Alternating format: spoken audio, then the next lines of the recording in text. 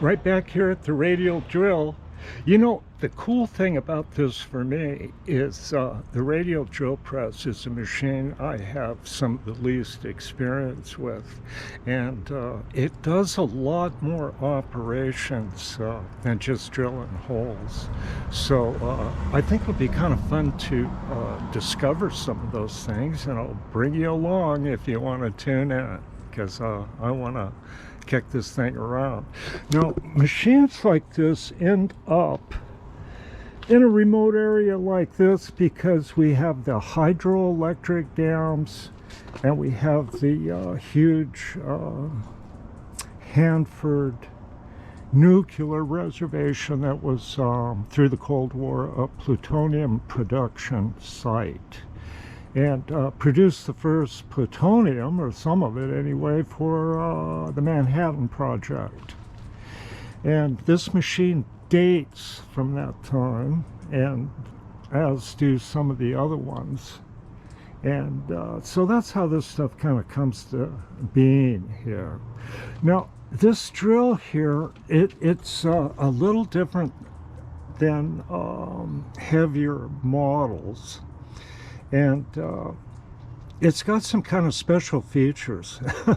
And one of them is the spindle arrangement here. And the most powerful radials, the big Carltons and American Hole Wizards, will generally have the drive down here. And they'll have this big bull gear with Timken bearings mounted in it, and that's the main bearings. And then what passes through that is a solid shaft that your Morse taper would fit into. So this, what's ever poking down here, would be about this diameter, and the whole thing would turn. This is kind of like a regular drill press or Bridgeport spindle with the nose sticking out a bit, okay? And a quill with a rack on it. And so this is kind of more like a smaller machine, but yet it's a bigger machine, yet it's a small machine. It's actually, for this type of drill, this is a small one, only 3 horsepower, only 6,000 pounds. Now, this is an old machine, and this company, Morris, it's a Morris Mor-Speed, was around for a very, very long time, and was bought by Pratt & Whitney, Niles, Beaumont Pond Group, just before the war, before World War II. And so it was like a big conglomerate, and they absorbed a bunch of companies, and one of them was this. And this is actually a machine built to Pratt & Whitney standards, such as their really nice geared head lathes that they made. Model B, then a Model C, which is an unusual machine. And it's like the Pratt & Whitney lathes aren't like Americans and Axelsons. They're more geared towards high speed and precision rather than brute force and moving metal. And that's what this machine is too. It's got a Morse taper 3 horsepower, and kind of poking around on the chart, the best I can get, I go, well, it shows 2-inch bits and stuff, but what it appears is the maximum, they say, in steel for this is 1 7/8 inch hole. Okay. But they also say in literature for this that the construction of this with the nose bearings and a tail bearing, like a milling machine, like a Bridgeport, or even the jig bore on that, brings the working part of the bearing closer to the work. Now, the other machines, like I said, with the bull gear down here, and it's bearings stay fixed right down here. If this machine was like that, it would have been destroyed, because this flooded up to about here. Got a tiny bit of water into here that came out here. I got that. By the way, this hand wheel here, I thought it was going to be hard to put on, and I heated it up, and I was getting ready to do a video of me putting it on. I thought maybe I could even use a jack to kind of help push, but heating it up, it just went on. I put the pin in and it's on there, and it's adjusted pretty nicely. It's a little tight, but I think it should be, because everything else is just about like this. So for more power and bigger holes, it's best to have the drive gear down low. You know, you can read in advertising that stuff. But this one brings the power from up high. See? The power's coming in from way up here, going down through the spline shaft to the spindle nose. So this machine's not exactly designed for heavy duty. It's designed more for precision. It's got 3 rows of ball bearings in the nose and a single Timken bearing to draw up slack. It's got a slight amount of play. I'm going to take it loose.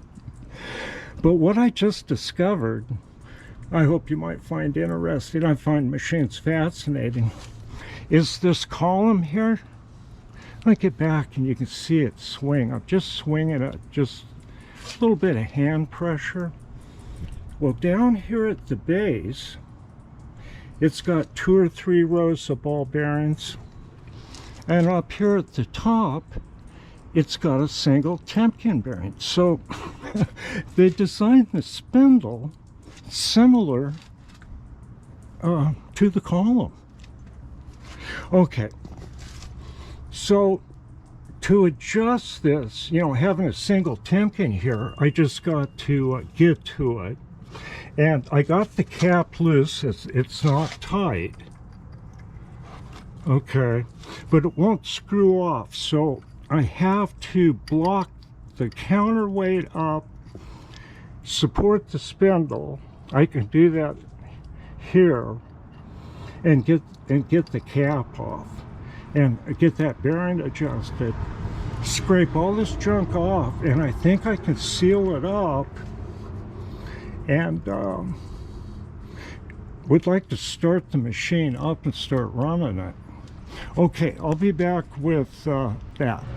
Okay, so I spilled the big super secret of super precision by just talking about what Ken Amell wrote in Operator's Manual for a boring head system, an expensive one too. And they let loose of the secret of the 2-step finishing process, guaranteeing any jig bore operator or jig center operator plus or minus 80 millionths for the front size for the average operator. And of course, you know, I think a hole is harder to make than an OD. So, you know, you have a machine like a double E or something like that, it makes that sort of thing easy to do. But before that, what I would do is I had a geared head lathe like this. I show pictures sometimes. It was an old blue Lodge and Shipley power turn, heavy one, 18 by 60 actual swing. It weighed over 10,000 pounds with a tracer attachment. And this little axle is more accurate than that machine. Well, and it was a 1960 machine, and this thing is 1941. Yeah, almost 19 years older. Well, anyway, what I do on that machine would machine alloys that were hardenable to a close dimension. Then I'd send them off to a place, Oregon induction hardening, and have the things hardened. And then I could generally grind what I needed, because the parts are fairly small, on the tool and cutter grinder. But when you get into the hard, pre-hard alloys, you know, the 4140s and stuff like that, then a machine like a hard inch or a Monarch 10EE, you can machine those to extreme accuracy, like to fit bearings and stuff, without the hardening and grinding process. Look who showed up. You know, she's just starting to walk on those wood grates. They're better than the floor, aren't they? Yeah, she likes that. She likes no changes, but after a while she goes, yeah, this isn't too bad. So she explores and stuff like that. She's better than a cat for mice. Well, anyway, I have a lot of experience on the lathe here, and I learned a lot by just watching old people older than me years ago use the lathe. And a lot of people don't have a lot of experience on the lathe and don't know where to begin with a lot of things. But I can tell you, you know, once you get the basic stuff down, like the from the Blondie Hacks channel, and I would suggest doing these steam engines, because you end up chucking all these little parts, doing these operations. You do nearly every single lathe and milling machine operation on a steam engine. And the hardest part of the hardest projects I do is mounting it in the machine. And it just seems like it's been a whole bunch of time setting something up for like a, you know, a 2-minute cut. I think you've been through there. And seems like progress is real slow in the machine shop compared to like wood shop and stuff like that. And one thing I noticed is woodworkers tend to take to machining better than machinists take to woodworking. You know, a lot of machinists go, man, I don't like any of that stuff. This stuff's crazy. You gotta be crazy. You see what they do and all that. Well, woodworkers get used to stuff and they can get their hands close to the blades and stuff like that machinists generally don't. But myself, I just don't get in a hurry, and I cut wood like a machinist, and I actually use the guards on the machines and just real careful there. I'm not proclaiming to be a woodworker at all. And I wanted to mention, if you're playing around with the Egner devices, they were on the market maybe 10, 15 years ago. Then they just kind of disappeared, because it's just not everybody should be hand feeding wood into high-powered wood shapers. Though they did it for 100 years, they just did incredible things years ago. But I don't know, there's a learning curve that's kind of hard to get through. And I think that Egner stuff is the answer for milling forms into highly figured wood that wants to come apart. Well, anyway, I'm kind of in the garage here and taking a breather. It's starting to get hot outside. So I'll get back out there and work on that spindle adjustment, okay? This may take a while, but I think it might be fun to have on video. You know, some people get bored, they can watch reruns of Matlock and Murder, She Wrote. That's always happening. Okay, or the Bugs Biting People show is my favorite.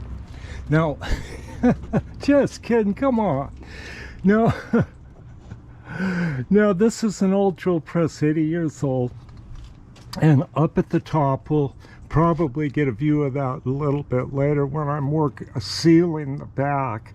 There's a Brown and Sharp gear type oil pump that moves a lot of oil, picks it up through this tube right here, and the tube's lifted a little bit from the bottom here, and this will fill up full of its oil. And it doesn't look like a huge amount of oil, you know, maybe a gallon of oil. So it brings it up that tube, up to the Brown and Sharp pump up there. And in the, what would you call it, the brochures, they say, and it delivers a cascade of oil to the gears. A cascade. Isn't that cool? You can see it. I should have windows. Maybe I could put windows in the cover. We can watch the cascade. Okay. And another thing about this old machine, the Axelson and the Brown and Sharp mill, they are Timkenized. And that was a big deal in pre-war stuff. All of the shafts here, like this one up here, this main shaft, and here, and all of this stuff is mounted in Timken bearings. This part, all of this. This down here has some ball bearings right here, because they couldn't figure out how to put Timken bearings in. So it's Timkenized. And it... ball bearings are a bit quieter in machine tools than Timken bearings, so this thing's going to have just a little more of a delightful roar. And the machine does not have much time on it, so these gears are going to have to break in a little bit, and I'll be changing the oil that cascades. Cascades. I just love that. Okay. So this cap, this is what I'm doing now, this cap. And what this cap does, it has a little gap there, and it meters the oil going through the spindle. And earlier, every time I have this thing open, I go and squirt Mobil number 6 spindle oil down there. And it's free.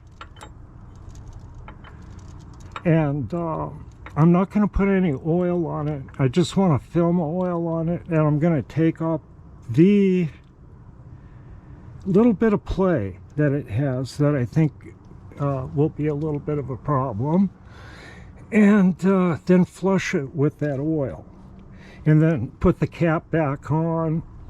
What else I got to do? I'm getting really close to wipe all this stuff down. This white stuff is just Lubrication spray grease, that white lithium, and it works real good. Oil like dissolves it, so this machine will take AW68 hydraulic circulating oil, the real common stuff, just fine. And it's not real expensive, so I will flush it, you know, quite a bit because of it sitting here right now. I'm going to wipe it down the best I can. So here's the counterweight here, and this is heavy. I mean, I can't even push it up. It's about the size of a loaf of whole wheat bread, and it's solid iron, held by this chain here through this pulley to the safety mechanism. And I got slack in it, and I believe I got it in the right place, and I can lift this up. See that? Well, I can get to these two screws, and I can take that loose. And I think I can no, I'll just leave it like it is, because if I take this handle loose, this will freewheel down. That's a heavy weight, and that's a heavy spindle, and it's surprising how heavy this is and how it'll travel down. So it's like it could injure you without this safety mechanism. and I got to be careful there. Okay, I'll be back. Back on it. Okay, I got the safety catch loose, and that, if the chain breaks, this is bolted to the quill, and it allows, with this spring, pushes this notch into this ratcheting thing and catches the spindle. Now you can bet that before they went to the extent to do this, a lot of people got injured because they just have the counterweight, which is really heavy, and I got it supported by one of these jacks, size larger than that. This is what I use to push that head over. And the construction of this head is really amazing, I have to say, and this is just one of those things. Now, I'm going to move this a little bit here. I didn't want to get tangled up in that cover. So what I'm going to do now that that's loose, I got to bring this. I can actually get the spindle cap loose and look what's in there.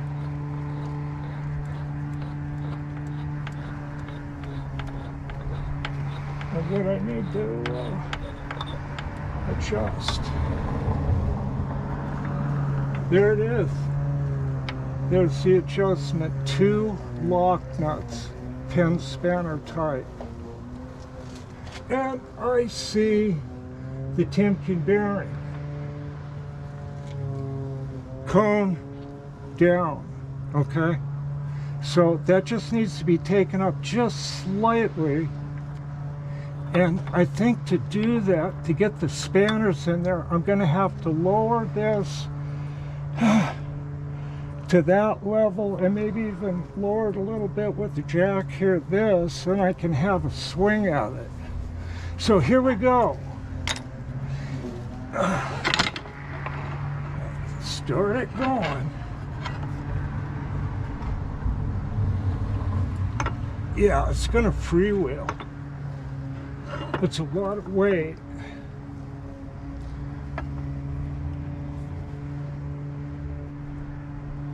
I get it down. It's still, it's got a good snug fit in the bore here. The quill still does. So I'm thinking about, let's get her down. I don't think it's going to take much to support it because it feels pretty snug right there. Okay.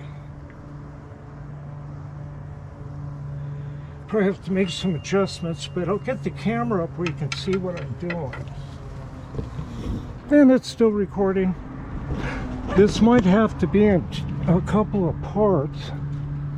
I'm going as fast as I can here, but I gotta go slow. Okay, I'll lift that out of the way and we'll get in there and look. There's the 2 pin spanner collars, threaded collars, and you can see the Timken roller bearing. I wonder if I can turn it a little bit. Yeah, see? It's like magic. Don't get your fingers caught in there, right? Okay, with that cascade of oil from the Brown and Sharp, genuine Brown and Sharp oil pump in this. This meters how much it's going to get by how much this kind of runs down the shaft here. So I'm not going to put any oil on it. I've squirted spindle oil in there. I will clean these nuts up and likely take them clear up and clean them as best I can and clean those threads.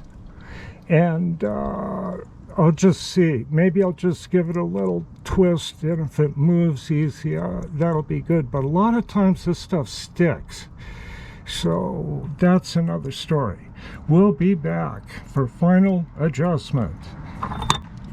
Okay, let's have a look down at this spindle bearing adjustment.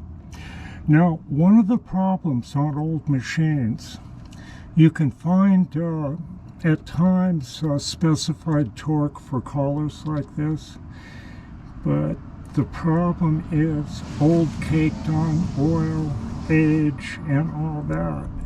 So the torque values are with clean, free running components. So I'm going to attempt to kind of do that. You know, I can't disassemble this thing, but there's a lock screw right here, and I'm not really seeing one on the lower collar. I hope you can see that. If you're hard for me to see in the back, yeah, I think you can. So that's what that looks like there. Yeah, long time viewer Bill sent me a box of blue paper towels. And there was some really interesting cutters in there in a generous donation. It was very nice, and I got one from Rusty, and there's another one here I will mention. Yeah, really appreciate it. And I think it'll really help, because there's not a lot of things that I actually need around here, but there are things like oils and stuff like that. And you know, I'm big on big oil because it cascades down the gears. That's in the brochure for this, how good it oils. Hey, what's up, little doggy? Oh, we got kids coming home from school. Okay.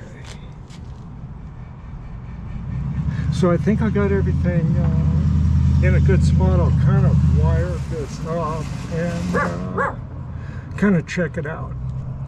I'll be back. What's going on? Is that true? Look at that. She's working up a bark. Not when you're watching. Okay. This spindle adjustment has turned out to be pretty easy. Now, I took and got these collars loose here. And I've got a spanner here. And I got in here and pulled this one down very tight, rotated it a bit, then backed it off, and then start tightening it again. And I've got it here, and I'm just kind of going on a axial play here, and it had like 3/1000ths, and it felt a little more freer than it does right now, but I'll show you how much deflection I got it at right now, and I think that's just about right, 1/1000ths to 1/1000ths and a quarter. It's not really binding,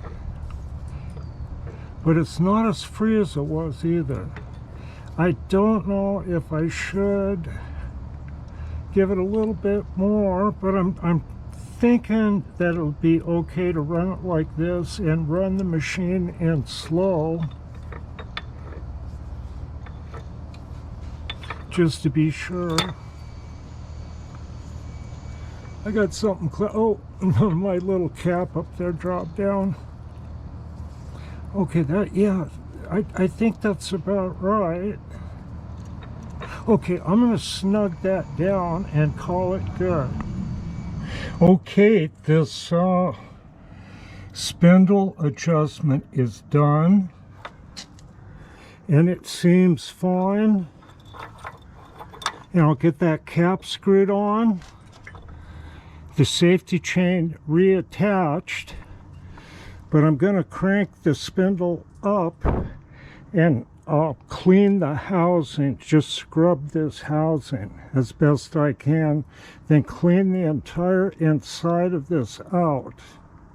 It's getting ready to button up. The power feed Hand wheel feed's working good. This lever here is working fine. You can see it engage and disengage. Yeah, I'm at the wrong angle, I guess. So all of this stuff's working. And let's check the spindle runout. I'm washing the bearings out with spindle oil a little bit, and it's dripping. So let's see what we can see here. I was getting a lot of glare on that last video on this, and hopefully I won't here. And I'll start rotating it.